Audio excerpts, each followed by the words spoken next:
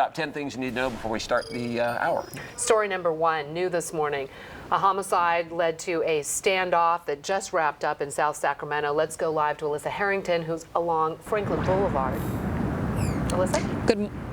Good morning. Police do have one person in custody. You're taking a look at the suspect vehicle. We're here along Franklin Boulevard and Meadowgate in South Sacramento. Now, the driver refused to pull over when police spotted him driving erratically near a murder scene. He fled from the car, leading police on a foot chase into a South Sacramento neighborhood.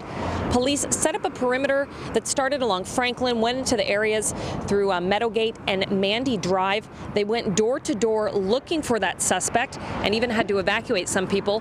They did make an arrest at Meadowgate and Mandy Drive, and although they will not go into specifics, they do believe this is the same person who killed a man early this morning. Just after midnight, we received a call that somebody had been shot inside of a vehicle in front of a residence. When the officers got there, they found a male in his 30s who had a gunshot wound and he was pronounced deceased at the scene. That homicide happened about 2 miles away from here. Again, the suspect was first pursued by police when they spotted him driving erratically near that murder scene. They chased him about 2 miles away to this neighborhood and then searched him down until they found him hiding in a home. Back to you. All right, thank you, Alyssa, for that live report. Story number 2, new this morning. The Occupy San Francisco camp is gone. Police raided it overnight. They got more tear gas. They're blocking all the people that were in the little cafe area. Some video that was recorded off of Ustream. That feed was taking place at around 3 o'clock this morning. As many as 70 people have been arrested in this, and some say they've been hurt. Police have blocked off Market Street near Justin Herman Plaza to contain the protesters. Story number 3, it is a 128-year-old building that's on the National Register of Historic Places, and it burned up yesterday. The fire started at Modesto's McHenry Mansion around 7:30 last night. Between the flames, all the water used to put out the fire, there's about $250,000 worth of damage done to the building. It's not clear what started that fire, but it's possible Christmas lights are to blame. The historic home is used as a museum and an event venue, but it's obviously going to be closed for a while. It's been our Know Your Neighbor subject in the past. Sorry to see that. Story number 4, Stockton police are still trying to figure out whose body was found decomposing in an apartment on Channel Street.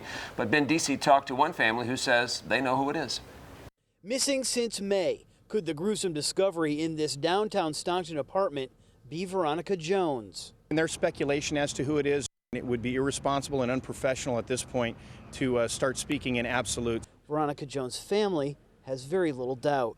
I knew exactly where the apartment was, and in reference to where FOX40 was doing all their camera angles, was aimed up out that window, so I knew immediately it was her. Police will use dental records to identify the body. It will be up to forensic pathologists to determine the cause of death. If this is confirmed as a murder, it will be Stockton's record number of homicides in 1 year. Story number 5, Placer County Sheriff's deputies want to know how a mentally and physically disabled woman became impregnated. The 34-year-old woman is 6 months pregnant.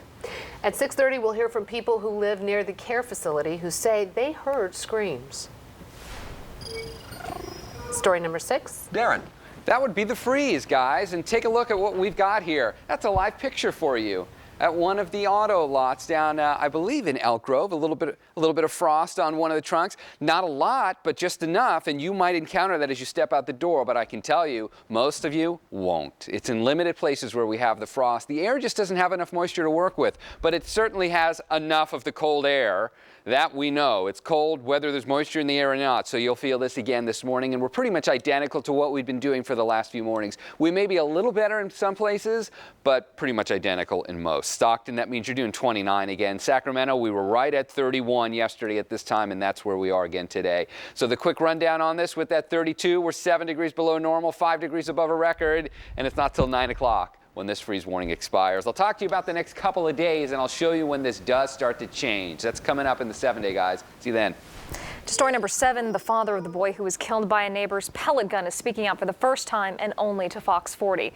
10-year-old Keegan Swinney died last Wednesday. He was shot in the chest by another child as the two were playing with the pellet gun. He'll always be there. So it's just, you don't realize till something like this happens. And you're so caught up with the day in and day out of work sometimes you miss those little things, the most important. A memorial in honor of Keegan was held at his school yesterday. It was attended by his family, classmates, and even the firefighters who were the ones to respond to his home the night that he was shot. Story number 8, it is sentencing day for Rod Blagojevich. The former governor of Illinois could get 20 years in prison. Blagojevich was convicted earlier on corruption charges because he essentially tried to sell Barack Obama's Senate seat. Story number 9, today marks 70 years since the attack on Pearl Harbor. 2,390 Americans died in the surprise attack by the Japanese. 12 ships were sunk, 9 were damaged, and 164 aircraft were destroyed. This attack was the reason the United States entered World War II. And story number 10. That's right. Tomorrow is the lighting ceremony for the old Sacramento Christmas tree. But as Chris Nelson shows us, we're already on take 2. If you passed through old Sacramento this weekend, you may have noticed that their Christmas tree didn't look quite right. I've had probably about 24 people call it a Charlie Brown Christmas tree to me. A victim of last week's cold and wind, the tree now was looking less festive than they had hoped. It lost about 3/4 of its needles. Some of the branches were completely stripped bare. The pine cones were stripped bare. I've never seen anything like it in a tree that was a month from being harvested. So Carlton, the company that provided the tree, insisted on fixing the problem. They came back to town, stripped off the decorations, and replaced the sad-looking tree with an impressive alternative. They're replacing it, providing the labor at no additional cost to the business association, to the merchants, or to the city of Sacramento. Call it a Christmas miracle or just good business. It's a really pretty tree. I'd like to have it in my backyard. Shoppers and locals are pleased to have the tree back and in time for the festivities. They're so glad to have the spirit of Christmas back in Old Sacramento. Very nice to see them banding together like that. But Darren, I think it actually would have been pretty cute to have a Charlie Brown Christmas tree, right? Well, it could have been cute, but not something I think that I'm